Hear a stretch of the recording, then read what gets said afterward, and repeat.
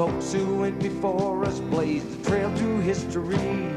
The heritage they left behind is part of you and me. All the dreams they still live on, and it makes me proud to be a living, breathing part of it all, the American legacy.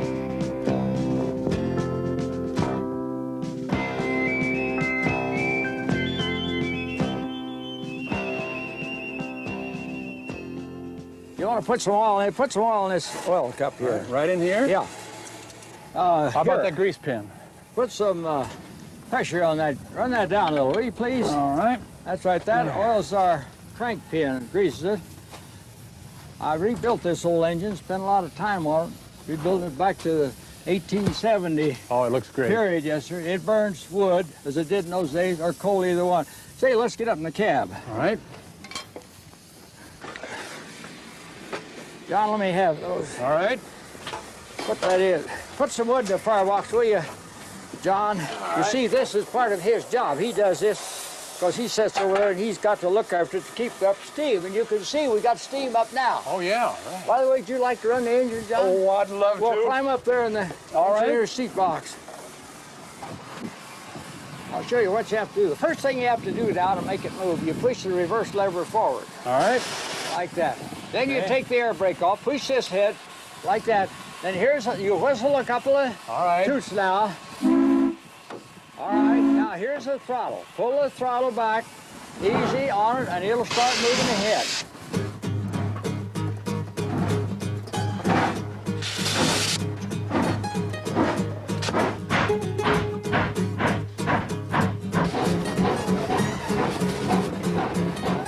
Now she's moving. All right. You're going right along here, man. Yeah, absolutely. This is fun. All right. Yes, sir.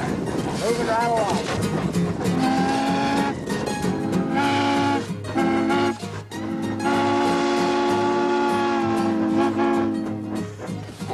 How would you like to have an old locomotive like this to call your own?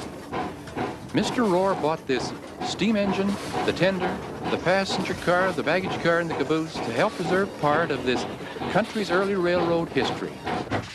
The first trains, however, hardly resemble what you see here.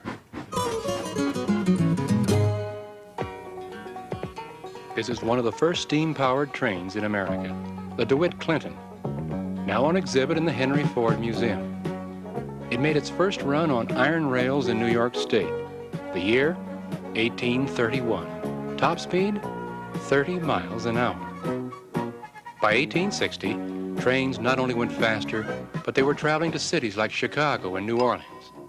Laying new iron tracks, however, was becoming very costly.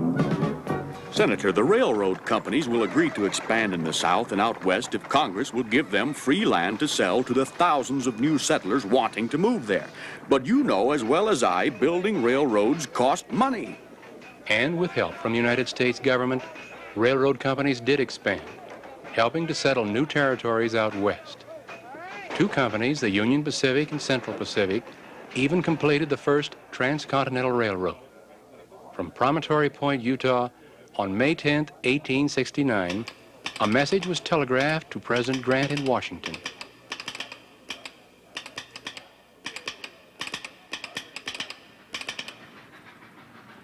Do you mean to tell me that I can travel now all the way from Omaha to California by train? Yes, ma'am. And it'll take you only 4 days instead of the 3 weeks by stagecoach.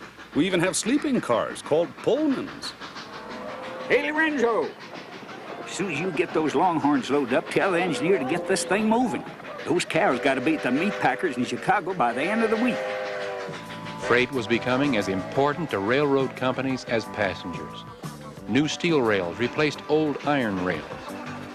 Coal was now the fuel that kept the trains moving on schedule. And Chicago, because of its location and business interests, was becoming the railroad center of America. Products that were made in the East had new markets in the West.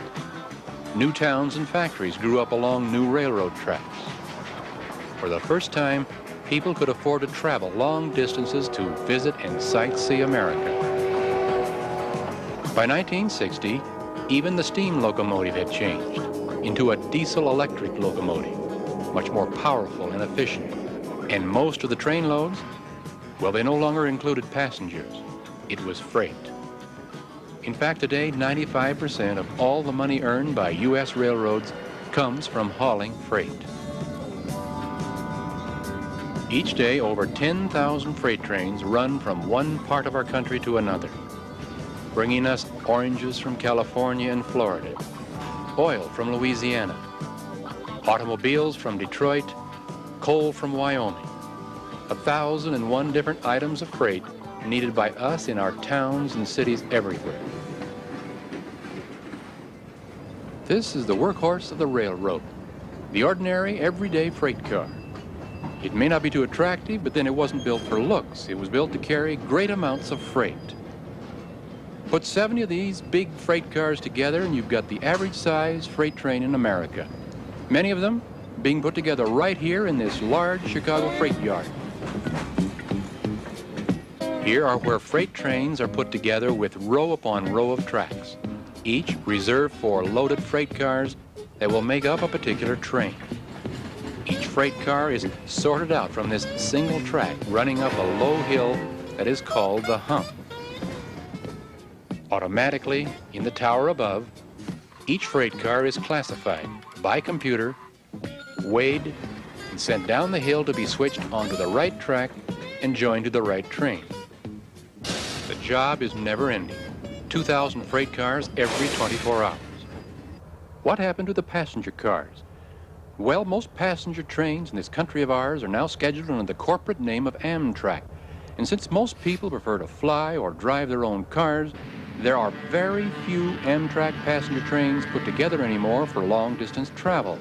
In fact, of all the millions and millions of miles that people travel in this country, the railroad passenger cars account for less than 1% of the total.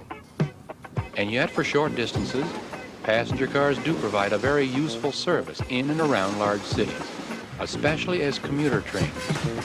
Western Springs next. Each working day, hundreds of thousands of people who live in suburbs and on the edges of cities like Chicago ride on commuter trains. They travel 10, 20, 30 miles to work in the morning and back home in the evening, without having to worry about driving or parking their car in the big city. In the heart of Chicago, some train tracks are even elevated above ground to form the well-known loop, as it's called, helping to make traffic less crowded on the streets. Logan Square will be next to Mercy Kennedy, change the Dayton train. They have even put tracks under the ground as a subway to carry more people faster in and around this huge city and its suburbs. Freight trains, passenger trains, commuter trains, and subways, transporting goods and people in and out of the city. Chicago is one of the largest railroad centers in America. It also has the world's busiest airport. Little end on the left, Continental 865. From this tower at Chicago's O'Hare Airport, landing or takeoff directions are given each year to more than 500,000 aircraft. Now at 445, position hold 32 right after the company DC-8 departs. And 777 is clear for takeoff. On busy days, that can average more than one airplane taking off or landing every minute. America 454, come in the north-south, use the outer, give way to the Delta 1011 coming out the north-south to the outer.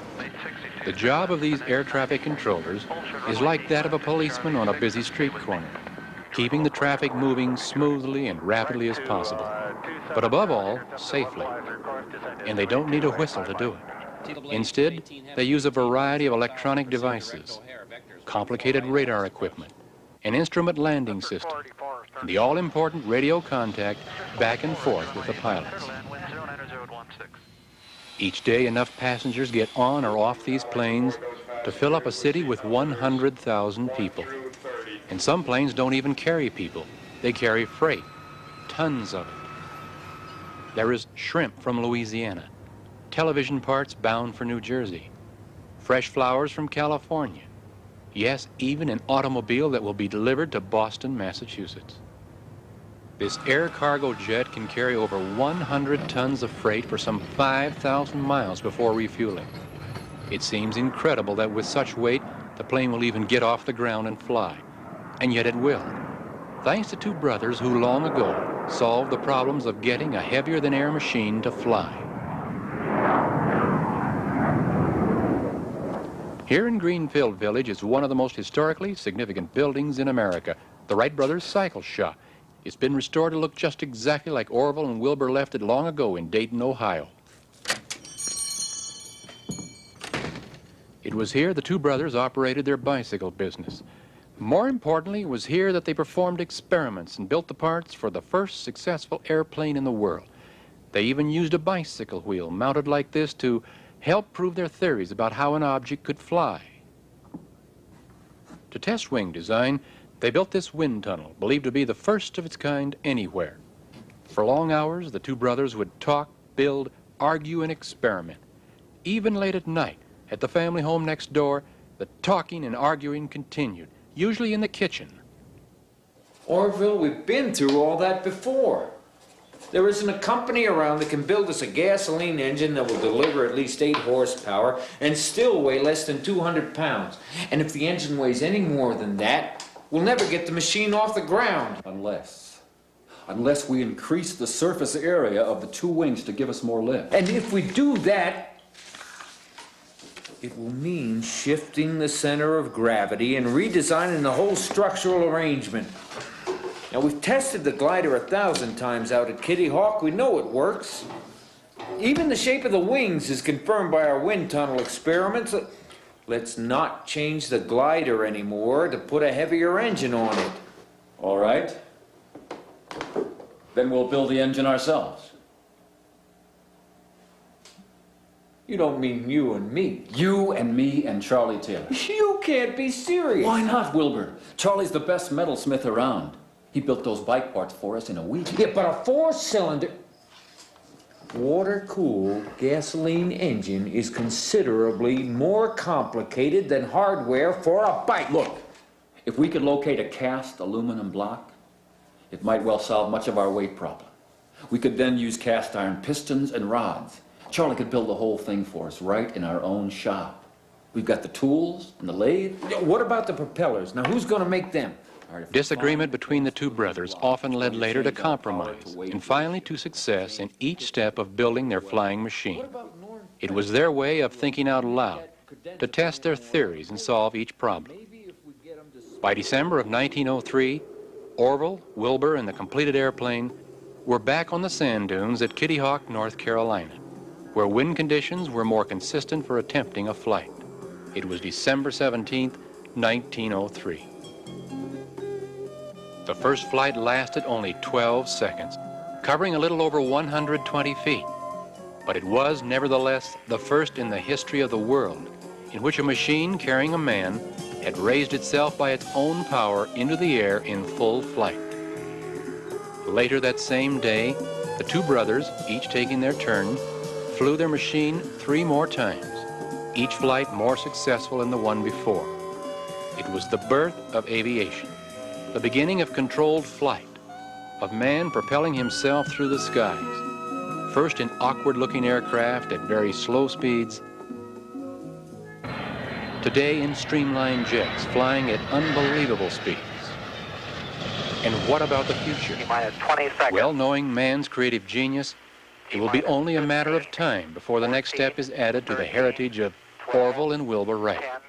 Perhaps you will even have the chance to help make it possible. We have main engine ignited.